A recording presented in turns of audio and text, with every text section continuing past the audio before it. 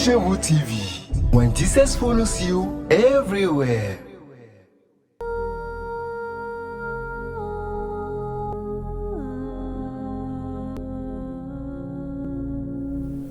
Shalom, shalom, chers invités et téléspectateurs de la Christ Shewu TV. Le Seigneur vous bénisse. Et merci encore une fois ce matin de vous être branchés sur votre chaîne préférée, la Christ Shewu TV. Et dans votre émission préférée, Rendez-vous Pasteur. Vous savez, nous avons dans le ministère un problème. Le problème aujourd'hui qui se pose, c'est que beaucoup se posent la question, quel est le rôle de la femme dans le ministère? Certains disent que non, la femme est également appelée par Dieu au même titre que l'homme. D'autres pensent le contraire. Dans cette émission ce matin, nous allons échanger avec notre invité, le missionnaire Régis, que vous connaissez bien déjà sur ce plateau. Et nous allons essayer par la grâce de Dieu d'illuminer le peuple de Dieu à comprendre quel est le véritable rôle de la femme dans le ministère. Christ Shewu TV. Soyez le bienvenu, homme de Dieu. Merci, mon bien-aimé pasteur Aristide. Comment vous allez? Oh, nous allons bien. Et le ministère? Dieu fait grâce. Gloire à Nous sommes Dieu. en train. Amen, amen. Alors, comme j'étais en train de le dire tantôt, le rôle de la femme dans le ministère. Alors, rapidement, qu'est-ce que nous pouvons comprendre par l'œuvre du ministère, homme de Dieu? Ok, merci pour la question. Je profite d'abord de l'occasion de saluer tout le personnel de Christ Shewu Télévision. Merci. Notamment notre auteur, le fondateur, tous ceux qui travaillent. Merci. Et notre responsable ce matin de cette émission. Je suis béni, pasteur Amen, Aristide. amen, Je salue aussi toute la diaspora en dehors du Togo et les serviteurs de Dieu au Togo, des femmes comme hommes qui travaillent à ce que le Seigneur puisse être glorifié dans cette nation. Amen. Merci pour cette question. La thématique développée ce matin est très fondamentale. Parce que déjà, avant de reprendre la question, nous devons comprendre que l'Église, en termes de communauté, est en train de perdre du temps. Je demande de vous le dire parce que je ne veux pas faire des études. J'ai fait certaines études comparatives à certaines autres confessions religieuses. Nous avons constaté que les débats du genre ne se posent pas. Et nous, par la lumière de l'Écriture, ce matin, nous allons essayer de donner quelques pistes de sortie afin d'éclairer certaines personnes à comprendre l'importance d'avoir de l'homme, la femme dans le ministère que nous faisons. Et la première question que vous me posez tout à l'heure, je dirais simplement que l'œuvre du ministère, c'est la continuité, voilà, de l'enseignement de Jésus-Christ, voilà, qu'il a donné à ses disciples pour l'humanité que nous sommes. Et cette continuité ne s'est pas faite comme ça.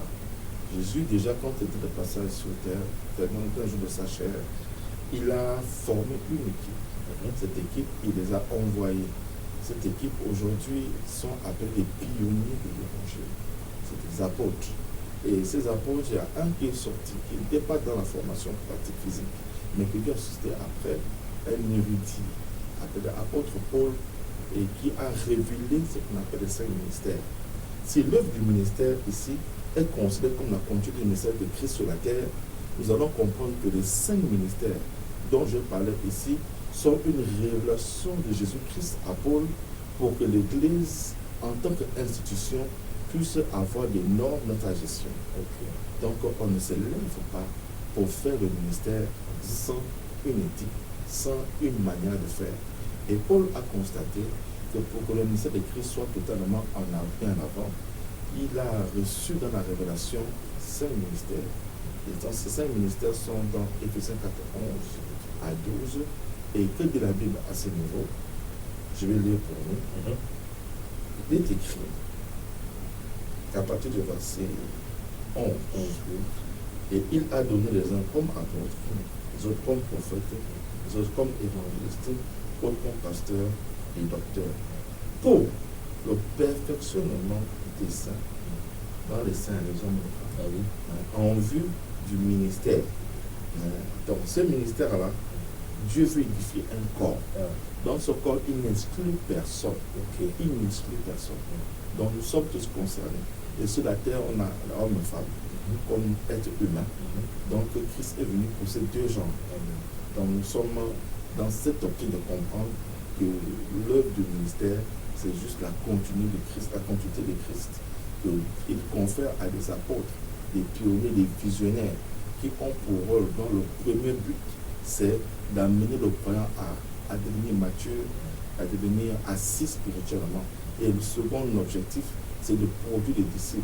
Selon Matthieu 28, 19 à 20, le Seigneur demande d'enseigner leur. Donc, enseigner leur, ici, ça aux disciples. Ces apôtres donnent des enseignements que sont les Christ, mais à des disciples qui, eux, demain, vont former d'autres disciples. C'est toute une chaîne. L'œuvre du ministère, c'est toute une chaîne. Elle ne s'arrête pas seulement aux premiers apôtres de l'Église primitive. Elle continue aujourd'hui. Et après, nous, si Christ ne vient pas nous chercher, cette œuvre va continuer. Amen. Voilà un peu ce que je peux dire à la première question que vous me posez. Alors, homme de Dieu, merci beaucoup. Cela va sans dire que le ministère, normalement, il n'est pas uniquement pour un genre. Vous aviez parlé en lisant le verset d'Éphésiens 4, chapitre 4, verset, à partir du verset 11, vous avez parlé des saints qui rengorgent les hommes et les femmes. Ça veut dire que ce n'est pas exclu, les femmes ne sont pas exclues normalement de l'œuvre du ministère. Premièrement, les femmes ne sont pas exclues dans l'œuvre du salut. Ok. D'accord.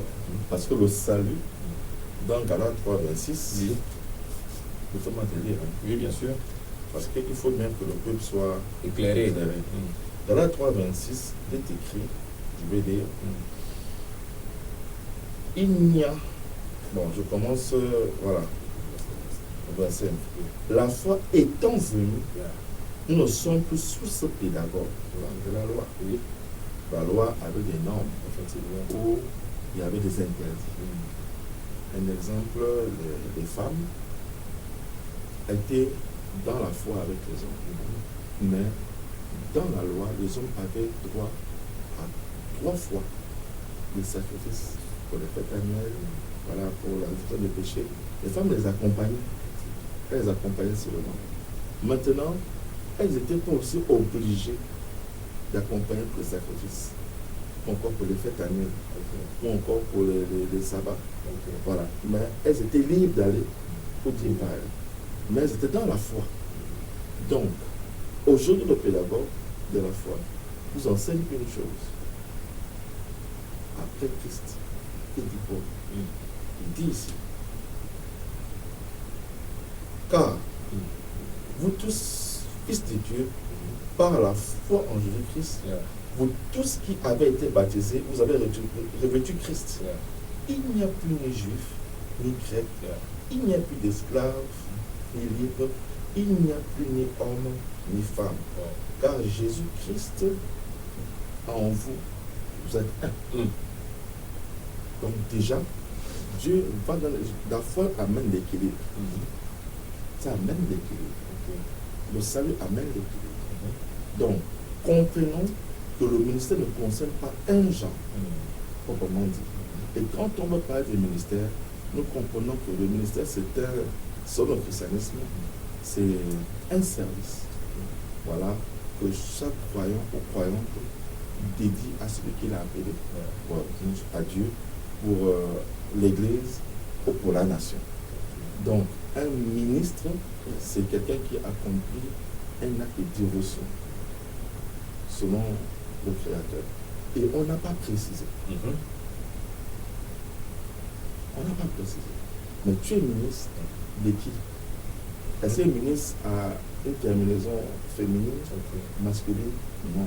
À cause de la foi, à cause du salut collectif que nous avons reçu, la femme, quelque part, a sa place dans le ministère. Selon la foi. Alors, homme de Dieu, quel est aujourd'hui, quand nous lisons, par exemple, je reviens toujours à Éphésiens, chapitre 4, est-ce que la femme peut administrer en tant qu'aujourd'hui qu'apôtre, en tant que prophète, parce que nous avons des prophétesses également, en tant qu'évangéliste, en tant qu'enseignante, en tant que pasteur, est-ce que la femme peut administrer sous l'un de ses manteaux? Mon pasteur, avant de répondre toujours, ce matin, je vais d'abord aller dans les Écritures. Merci. Parce qu'il est important que les gens comprennent. Bien sûr. Nous sommes dans un temps difficile. Nous sommes au temps de la fin. Et dans ce temps de la fin, nous vivons beaucoup de déviations de la part de l'Église, à tel point où nous sommes dans la confusion. Et cette confusion fait en sorte que nous ne comprenons pas exactement la pensée de Dieu pour notre foi. Pas une église en termes de bâtiment, mais pour notre foi en tant que croyance. En tant que croyance. Donc, il est essentiel de comprendre que l'église ou le ministère lui-même est distinct depuis l'Ancien Testament, Nouveau Testament, et du type prophétique, et du type sacerdotal, et du type royal. La femme dans le ministère de l'Ancien Testament, Nouveau Testament, se retrouve dans ce type d'onction. Est-ce que vous comprenez? Maintenant, ici, nous allons comprendre que beaucoup n'ont pas compris que la lettre tue. Bien sûr. L'esprit vivifie. Et beaucoup, j'ai regardé souvent dans certaines obédiences, style charismatique et autres, ils prennent la Bible, ils tordent le sens. Ils se limitent au contexte, mais ils ne vont pas en profondeur. Ils lisent la Bible pour juste donner ce qu'ils veulent exprimer. Juste Or, contexte. quand une chose est hors contexte, elle détruit la compréhension. Et quand tu ne comprends pas une chose, la chose va te détruire, va détruire les choses. Il y a un problème. Il y a un problème parce que les gens ont souvent dit que la femme ne peut pas prêcher, la femme ne peut pas avoir un ministère, et on se base souvent sur les études de Paul et les livres de Paul. Et quand nous comprenons Paul, nous comprenons que Paul, quand il parle de lui-même, il parle de quelqu'un qui a une haute connaissance du judaïsme. Et c'est quelqu'un que Dieu a beaucoup utilisé. Et à un moment, même Pierre, la colonne de la vérité, a même eu quelques doutes sur les révélations que Paul avait. Parce qu'il fallait les remettre à lui-même les Écritures. Et il faut comprendre que Paul, de fois, parlait souvent de lui-même dans les aspirations qu'il avait. Il disait je. Quand tu parles du mariage, par exemple, dans 1 Corinthiens 7, on voit qu'il dit qu'il n'est pas bon que l'homme soit seul s'il doit se marier. Il dit ce n'est pas Dieu qui dit, c'est moi qui dis. Donc, à ce niveau, beaucoup se sont égarés, beaucoup sont restés figés sur le jeu de Paul. Or, Paul a des aspirations. Mais avec le même Paul, dans certains contextes sur le mariage, il dit ce n'est plus moi qui dis, c'est le Seigneur qui dit. Donc, entre ce que Paul dit, entre ce que les Écritures disent, c'est deux choses différentes. Il faut que ce que Paul dit et ce que nous disons, que nous devons comprendre, doit se résumer à ce que dit l'Écriture. L'Écriture ne met pas à part la femme dans l'optique du salut. L'Écriture ne distingue pas à part l'appel au ministère. Quand il dit dans Ephésiens 4:11 l'appel apôtre, prophète, il ne met pas à part ces choses-là. Maintenant, nous allons continuer à voir l'appel distinct depuis l'ancienne alliance, la nouvelle alliance, qui sont typiques aux femmes. Typiques aux femmes. Il ne faut pas mettre d'abord les valeurs morales des femmes qui, depuis Ève, les femmes ont été toujours pointées du doigt. Les femmes ont été toujours accusées d'avoir donné, selon la Bible, l'ouverture du péché dans le monde. Moi, je me pose la question, est-ce que Jésus, qui nous a rachetés, est-ce que Paul qui parle de la grâce a exclu que Jésus est venu pardonner la femme? Ça, c'est ma question. Et maintenant, quelqu'un me dit, non, il y a un passage qui dit que la femme peut être sauvée. Si elle donne naissance, la femme peut être sauvée, elle va devenir mère. Donc, la femme qui n'enfante pas n'est pas sauvée. Donc, la femme qui n'est pas, qui est célibataire, n'est pas sauvée. La femme qui n'est pas mère n'a pas droit au salut. Ce sont ces quelques questions que je me suis posées. Et j'ai compris que quand nous interprétons mal les Écritures, nous pouvons faire des hérésies qui vont être des obstacles à la croissance. Et cette femme, quand elle va apprendre qu'elle ne peut pas être sauvée parce qu'elle n'est pas mère, parce qu'elle n'est pas femme, est-ce que vous croyez qu'elle peut accepter le Seigneur? Est-ce que vous croyez qu'elle peut faire cette marche? Le débat n'est pas là. Mon débat n'est pas là-bas, homme de Dieu. Situez-nous alors. Le débat est dans ce que Jésus nous a donné dans ce cadre-là. Il n'y a plus ni juif, il n'y a plus ni grec, il n'y a plus de femmes, il n'y a plus ni homme. À l'instant précis, le Seigneur ressort pour le ministère n'a pas de sexe. Ok. Le Premier ministre, c'est celui qui a la vocation, qui reçoit la parole, un appel distinct, un appel d'une mission précise. Cette mission ne concerne pas seulement les hommes, concerne les femmes. La femme de leur mariage, elle a une mission chez un homme. C'est pourquoi on lui implique les valeurs de la soumission. Soumission, on déporte, on dit soumission. Donc elle est dans une mission. Et la première mission que Dieu a donnée à Adam, c'est de garder le jardin. Donc je mets ça. Et après, il a créé, il va faire Adam et Ève, il a donné l'image de ressemblance. Dans Genèse 1, 26, 27, quand tu descends plus bas, il est béni, il commence à devenir fécond, multiplié. À l'instant précis, Dieu ne voit pas un ministère distinct, il voit un seul ministère. C'est une multiplication aussi. Cette fécondité aussi. Et dans la femme qui est tirée de la côte de l'homme. Donc si Christ est le chef de l'homme est le chef de la femme, et Christ mandate l'homme, et l'homme mandate la femme, il est important de comprendre que l'aide semblable peut faire les mêmes choses que toi. Amen. L'aide semblable peut faire les mêmes choses que toi. Alors, quelqu'un qui est actuellement en train de nous suivre est en train de se dire, ok, donc si je comprends, moi peut-être qui empêchait ma femme, parce que moi je connais un homme de Dieu, ok, un homme de Dieu, c'est un apôtre, mais qui empêche en fait sa fille, homme de Dieu, je dis bien sa fille, ok, et qui se dit non, toi, tu ne devras pas intervenir dans l'œuvre du ministère. Tu n'es pas pasteur, tu n'es pas ci, tu n'es pas ci.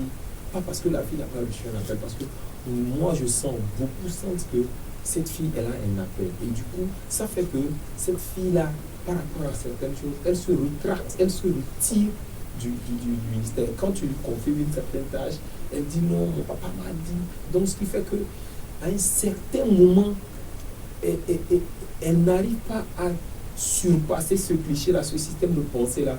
Et donc, c'est comme un mur. À chaque fois qu'elle doit avancer, c'est comme si elle faisait face à un mur. Pourquoi? Parce que papa a dit. Et comme papa est un grand homme de Dieu, papa a dit, papa a dit. Est-ce que ce n'est pas la même chose aujourd'hui que beaucoup de personnes sont en train de vivre dans le ministère parce qu'ils n'ont pas compris ce que l'apôtre a dit? Ok, je retiens en premier propos à tous ceux qui nous suivent, à toutes les femmes qui nous suivent. La femme a sa place dans le ministère. Maman, si Dieu t'a appelé, écoute-moi très bien. Fais la chose pour laquelle tu étais appelé. Que personne ne t'empêche.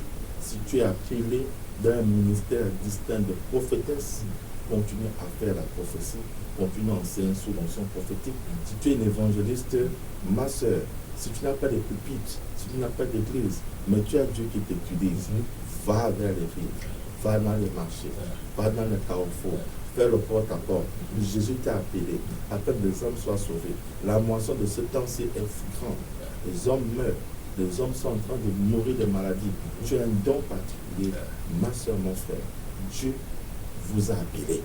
Ma soeur, toi qui m'écoutes, Dieu t'a appelé. Il faut que tu te lèves. Tout à l'heure, je te parlais de femmes qui se sont levées, qui n'ont pas regardé les obstacles humains. Ils ont regardé à celui qui les a envoyés. Si l'homme de Dieu n'a pas encore connu cette révélation, encore n'a pas eu le temps de partager ces révélations, ça ne veut pas dire qu'il n'est pas apôtre. Ça peut aider la maman, sa jeune fille, sa fille. Ça ne veut pas dire papa ne connaît pas. Non, papa connaît. Et il a fallu que nous aussi nous soyons informés et d'accepter aujourd'hui cette réalité. Voyez-vous, les femmes sont rétrogradées à des positions. Regarde, pasteur Aristide, dans les études mosaïques, Moïse avait sa sœur Myriam. Et Myriam, pour l'appeler Marie, elle a travaillé dans la team leader l'équipe leader de Moïse avec Aaron. Donc, pendant que Moïse était en train de faire le ministère, Dieu partageait le leadership, le commandement avec Myriam, sa sœur, et Aaron. Donc, déjà, dans les études mosaïques, nous comprenons que le ministère de Moïse prophétique que Moïse avait, le ministère de berger que Moïse avait comme collaboratrice sa sœur. Donc la femme avait déjà commencé à s'approcher de ce qu'on appelle le sacerdoce, sans être lévite, mais juste à côté d'un lévite, comme compagnon d'œuvre, comme collaboratrice. Donc quand nous ne comprenons pas ce principe, on va à un moment donné remettre les femmes à un background hors ministère qui est un obstacle à leur vie spirituelle. Les gens ont souvent mis des critiques. La femme est appelée à dormir, faire des bébés. La femme est appelée à faire à manger. La femme est appelée à aller au marché. Chez nous, on a des grands marchés ici. Voilà, c'est la chose que la femme doit faire. Et c'est ce qu'on a mis la femme à ce niveau. La femme la femme est appelée à faire à manger. La femme est appelée à dormir, c'est vrai, mais la femme a aussi à donner. Elle doit donner ses biens. Et donc, cette sœur, moi je la conseille de comprendre que l'éléphant à la trompette a des oreilles. S'il a la défense, peut-être qu'aujourd'hui, nous comprenons l'oreille gauche, et qu'on n'a pas encore vu l'oreille droite, ça peut arriver. Parce que quand tu dis à quelqu'un que l'oreille droite existe sur l'éléphant, il va dire c'est faux. Je connais seulement l'oreille gauche. Quand tu as dit il y a la trompette, il dit est-ce qu'il n'y a pas la trompette? C'est faux. De laisser le temps à ce que papa comprenne et de prier pour que papa comprenne. Parce qu'il n'est pas bon qu'il y ait des différences entre papa et maman. Papa est vraiment de Dieu. Il ne faut pas qu'il y ait des distances, des différences spirituelles entre le père et la fille. Et laisser le temps à Dieu. Et c'est un sujet de prière à toutes les femmes qui me suivent, qui servent Dieu en esprit, en vérité, ici au Togo, à Accra, et tout le reste des continents qui nous suivent dans le monde. Votre sœur a un appel particulier, authentifié par des hommes de Dieu. Peut-être le problème qui se pose, on parlera tout à l'heure, au niveau des valeurs. S'il y a des choses qui manquent à cette dame que papa a constatées en tant que père, ce sont certaines choses que nous allons parler tout à l'heure pour encourager les femmes à soigner cet endroit. Voilà un peu ce que je peux dire. Merci beaucoup, homme de Dieu. Alors, en ce moment même où nous sommes en train de faire l'émission, il y a des femmes qui sont en train de se poser la question. Est-ce que ça veut dire que moi, en tant que femme, Dieu m'a appelé au ministère, je dois forcément être sous le leadership d'un homme de Dieu, ou moi aussi directement, je peux aller bâtir mon église? Il y a des femmes actuellement qui sont en train peut-être de se poser cette question. Homme de Dieu, qu'est-ce que vous pouvez répondre à ces gens de femmes? Oui. Vous savez, l'homme, la femme, la porte, c'est ça.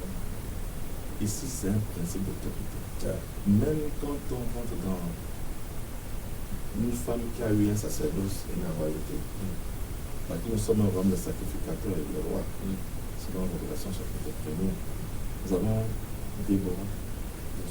La Bible nous parle de Déborah qui avait la sacrificature et la royauté. Elle était juge, prophétesse. Mais elle était mariée à un homme. Vous voyez? Mais dans son magistère, dans sa royauté, elle prenait autorité sur tout le monde avec quelqu'un.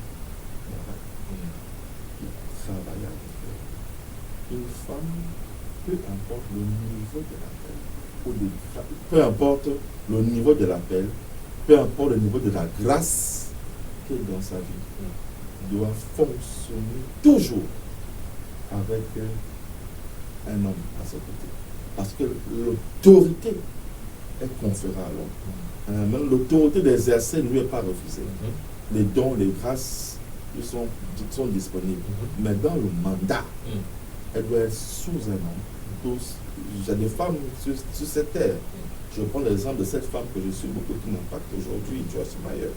Cette femme, déjà aujourd'hui, elle est avec son mari hier. Et c'était un grand enseignant biblique. C'était un homme qui prêche beaucoup la foi. Je cherchais à connaître M. Joyce Meyer. C'est un théologien. Et ça, vraiment, je vais encourager aussi des femmes se faire former. Voilà, et comprendre le principe d'autorité. Sinon, il y a beaucoup de femmes aujourd'hui qui ont des appels, mais qui meurent parce qu'elles n'ont pas d'autorité sur leur tête. Vous savez que la femme, dans le jargon humain, c'est aussi un sexe faible. Donc, quand l'autorité n'est pas... Ce n'est pas forcément le mari, parce que nous avons déjà cette tendance, cette mouvance humaine. On en parlera peut-être un autre jour, où on dit à chaque fois que derrière un grand homme, c'est une grande femme, dont on a bâti une pyramide, maman pasteur, papa pasteur.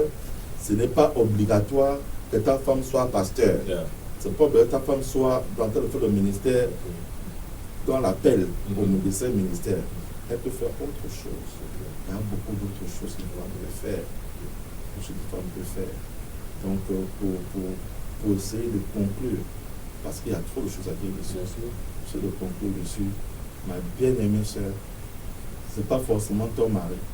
Je me rappelle une sœur qui m'a dit un jour, pasteur Aristide, qu'elle voit en son Dieu lui parler, elle voit en son Dieu l'établir, et puis des prophéties sont sorties.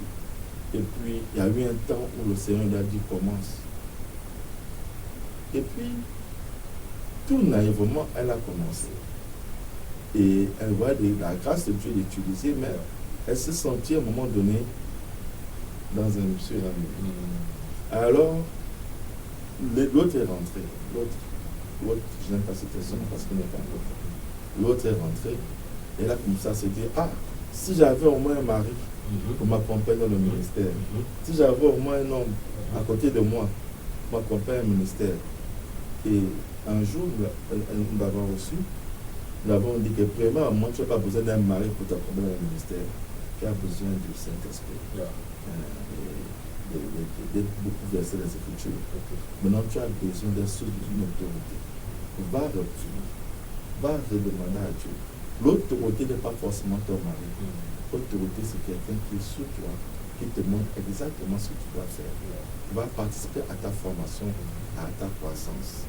Cette femme aujourd'hui, où je vous parle, pasteur Aristide, elle a des églises en France, des au Gabon, en Côte d'Ivoire, son pasteur là, son pasteur l'a mandaté. Aujourd'hui, des branches à partir d'elle sont sorties. Et c'est une femme heureuse dans son foyer. Son mari est finalement venu. Lui n'est même pas pasteur, c'est un fonctionnaire. Il est tout simple. Il aime beaucoup Dieu. Il participe à l'évangélisation de cette femme. Et partout où elle part, quand il y a du temps, il est comme collaborateur du ministère. Et le fait que l'autorité soit établie sur elle, elle fait bien son ministère. Alors cherchez dans la prière, dans le jeûne, que le Saint-Esprit vous oriente chez la personne qui va vous accompagner à la maturité dans le ministère. Si le mari n'est pas appelé à être au sacerdoce avec toi, ce n'est pas aussi un problème. Mais s'il est là, c'est comme autorité. Si tu arrives à obéir à ton mari, si tu arrives à servir ton mari, tu peux bien servir ton Seigneur. Oh, alléluia. Si tu arrives à honorer, à servir ton mari. Et la Bible, l'homme de Dieu a expliqué en fait aujourd'hui ce que c'est que l'autorité sur la femme dans le ministère. Il y a certaines femmes qui pensent que l'autorité c'est seulement leur mari, et donc comme leur mari n'est pas pasteur, elles sont là dans la confusion. Homme de Dieu, vraiment soyez bénis pour cet éclaircissement que vous venez de nous donner. Et alors, nous tendons directement à la fin de notre émission. Un dernier mot à quelqu'un. Une femme est en train de suivre, un homme est en train de suivre. Un dernier mot à ces gens de personnes. Ah, il y a beaucoup à dire. Ah oui, je sais. Le temps qui nous a été imparti, carrément ça fait. Waouh. Vous savez, pasteur Aristide, je vous dis encore merci. Je dis merci encore à Christian Télévision. Franchement, vous avez de ces émissions assez exceptionnelles. Et nous voulons réellement que le corps de Christ dans notre pays, dans les autres pays, puisse revenir. Vous savez, d'autres gagnent du terrain par les débats inutiles, effectivement. J'allais même rentrer, si Dieu le permet, il y en a qui font des doctrines sur même des boucles d'oreilles, les habillements de femmes. Nous reviendrons dans une autre émission par rapport à ça, parce que ces affaires de doctrine aujourd'hui sont en train vraiment d'embourber beaucoup de gens, la multitude carrément.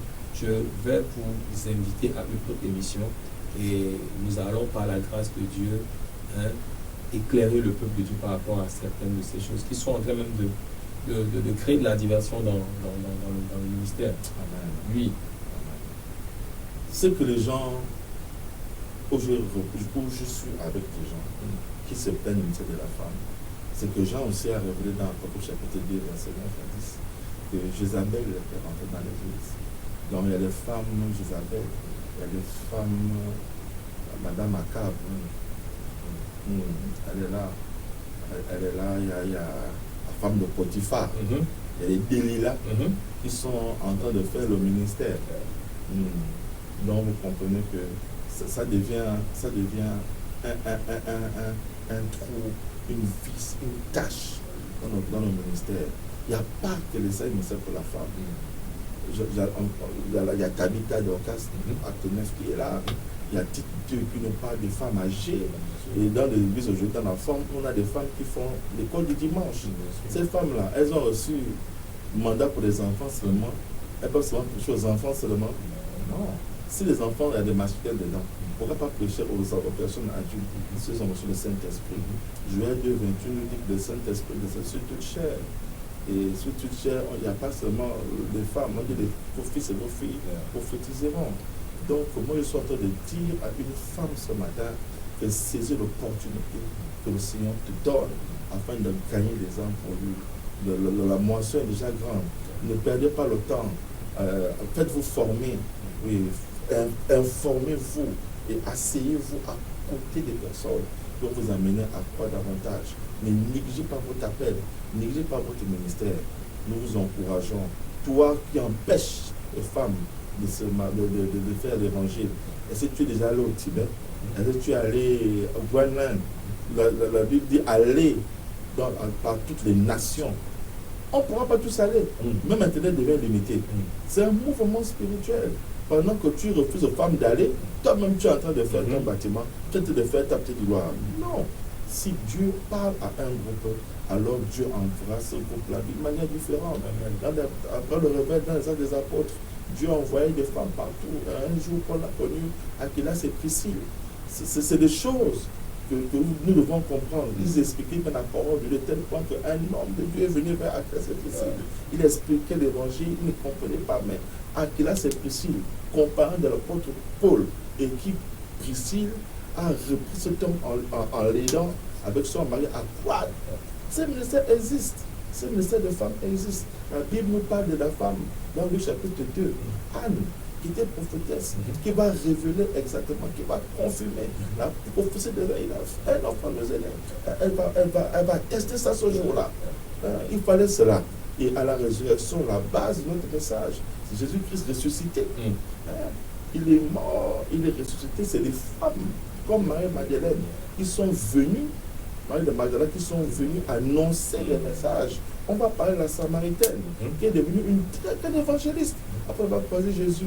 La femme peut enseigner, la femme est évangéliste, la femme est prophétesse, la femme peut avoir le ministère en elle.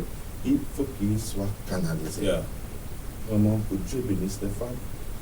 Dieu bénisse les femmes qui travaillent ici dans les ministères au Togo, les épouses, les serviteurs de Dieu. Et que Dieu bénisse toutes ces femmes. Merci, homme de Dieu. Que Dieu bénisse toutes ces femmes. Merci beaucoup, homme de Dieu. Je rappelle que ce n'est que la première partie, parce que le temps qui nous a été imparti dans cette émission tire pratiquement à sa fin. Le missionnaire Régis reviendra sur ce plateau. Et par la grâce de Dieu, nous allons encore échanger sur le même thème, ok, mais beaucoup plus en profondeur. Nous irons parce qu'il y a tellement de choses. C'est un domaine assez vaste et nous n'avons pas assez de temps pour en parler. Mais je promets à vous, chers fidèles les internautes, que nous reviendrons dans cette même émission sur ce même débat. Et il y a des questions que nous allons encore toucher pour permettre à la majorité de pouvoir cerner encore beaucoup plus de choses.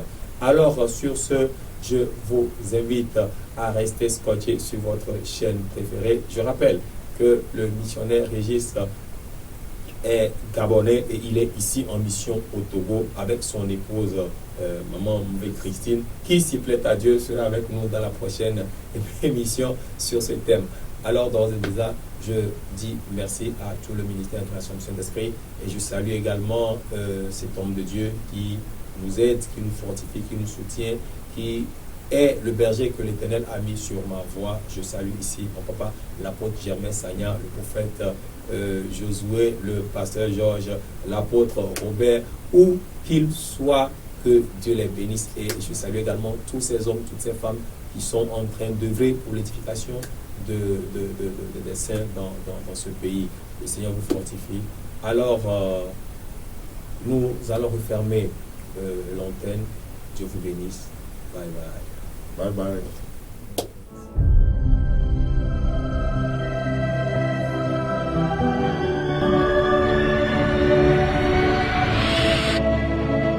Christ chez vous TV. When Jesus follows you everywhere.